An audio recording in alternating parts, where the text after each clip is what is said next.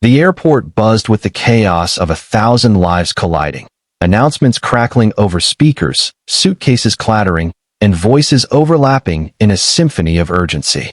Amid the swarm, Lila clutched her baby, Mia, to her chest, her arms trembling from exhaustion.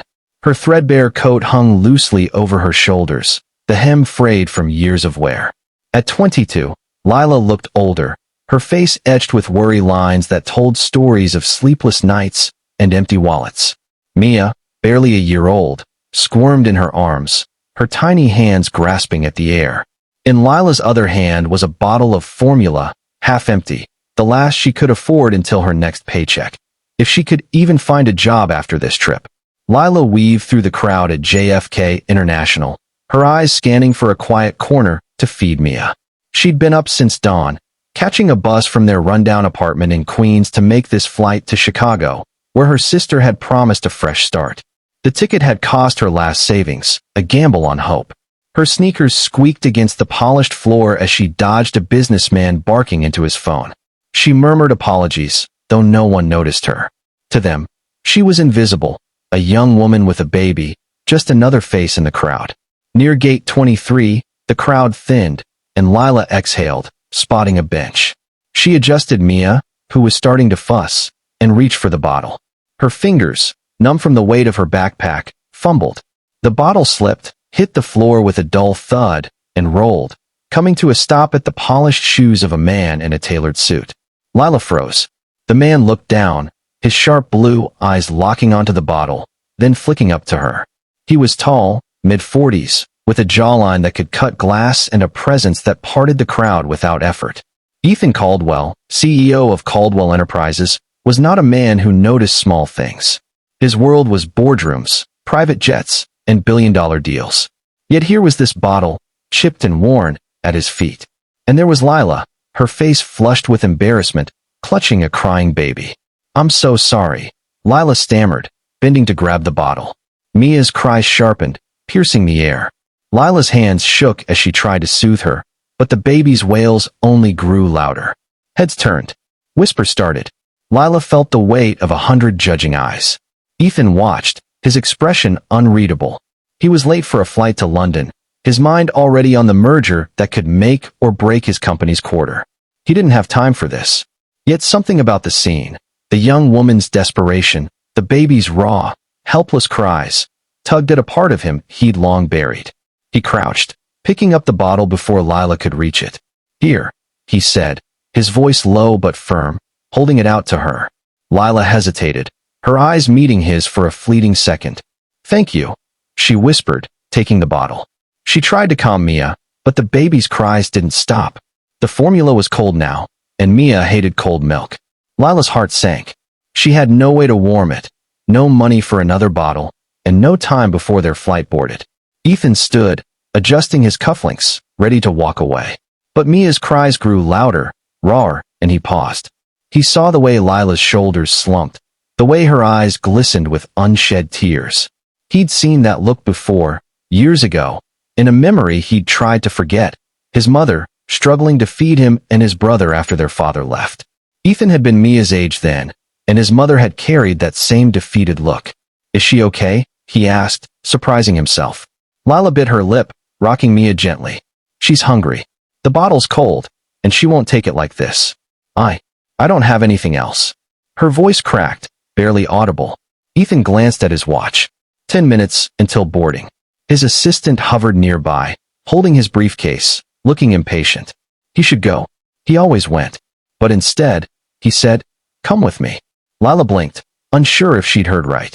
"What?" "There's a lounge. They'll have what you need." He didn't wait for her response, striding toward the executive lounge with the confidence of a man who owned every room he entered. Lila hesitated, then followed, clutching Mia tightly. She didn't know this man, didn't trust him, but desperation made her move. Inside the lounge, the air was quieter, the chaos of the terminal replaced by soft jazz and the clink of crystal glasses. Ethan spoke briefly to an attendant, who nodded and disappeared. Lila stood awkwardly, feeling out of place among the leather chairs and polished travelers. Mia's cries softened to whimpers, but her little face was still scrunched in distress. The attendant returned with a small electric bottle warmer and a fresh bottle of formula, courtesy of the lounge's amenities. Lila's eyes widened. I can't afford. It's taken care of, Ethan said, cutting her off. He gestured to a secluded corner. Go ahead. Lila sat, her hands trembling as she warmed the bottle. Mia finally latched on, her cries fading into soft gulps. Relief washed over Lila, and she whispered a quiet, thank you, to Ethan, who was already turning away, his phone buzzing with urgent emails. He could have left then. Should have. But he didn't. Instead, he sat across from her, watching in silence. There was something about this moment, raw, human, that cut through the noise of his life. What's your name? He asked. Lila, she said softly, not looking up. This is Mia. Where are you headed? Chicago. My sister's there. She says there's work, maybe a place to stay. Lila's voice was cautious, like she was used to people not caring. Ethan nodded, his mind racing. He'd built a fortune by calculating risks, but this wasn't a boardroom. This was a moment that didn't fit his world. Yet he couldn't shake it. You're traveling alone? Lila nodded, her fingers brushing Mia's tiny hand. It's just us. The words hit Ethan harder than he expected. He thought of his own daughter, Sophie, safe at home with her nanny, surrounded by everything money could buy. He hadn't seen her in weeks, not really, just brief moments between meetings. Guilt twisted in his chest, unfamiliar and sharp. His phone buzzed again. A text from his assistant. Boarding now. He stood, ready to leave, but Lila's voice stopped him. Why'd you help us? She asked, her eyes searching his. There was no accusation, just curiosity, like she wasn't used to kindness without strings.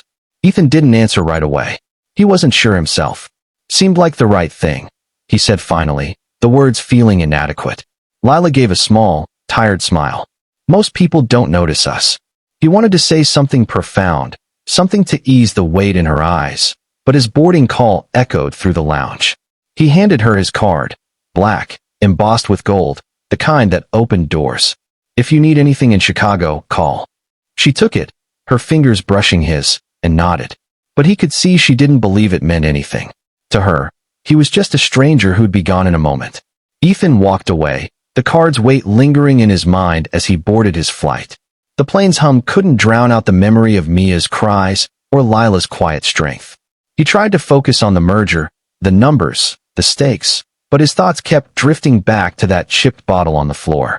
In Chicago, Lila stepped off the plane, Mia asleep in her arms.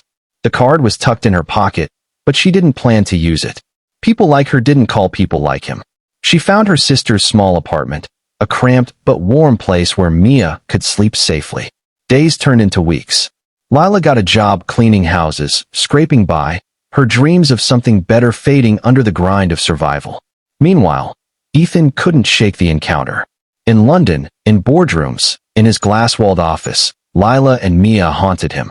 He'd always believed success was control, over deals, over outcomes. But he couldn't control this feeling, this pull to do more. He started small, asking his assistant to track down Lila through the airline's records. It wasn't hard, money made things easy. When he found her, he didn't call. Instead, he contacted a nonprofit in Chicago his company funded, one that helped single mothers. He didn't mention Lila by name, just described a hypothetical case. They understood. Within a month, Lila received a letter offering her a spot in a program. Job training, childcare, a stipend. She cried when she read it, thinking it was a mistake, but she enrolled. Months later, Ethan returned to Chicago for a conference. On impulse, he visited the nonprofit center. He saw Lila in a classroom, learning bookkeeping, her face lit with focus. Mia played nearby, giggling with other kids. Lila didn't see him, and he didn't approach her. He didn't need to. The sight of her, no longer invisible, was enough. Back at the airport, boarding another flight, Ethan felt lighter. He'd always thought kindness was a transaction, a means to an end.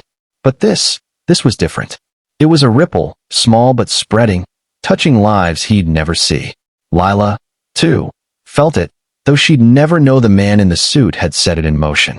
She hugged Mia that night, whispering promises of a better life, believing, for the first time in years, that they might come true.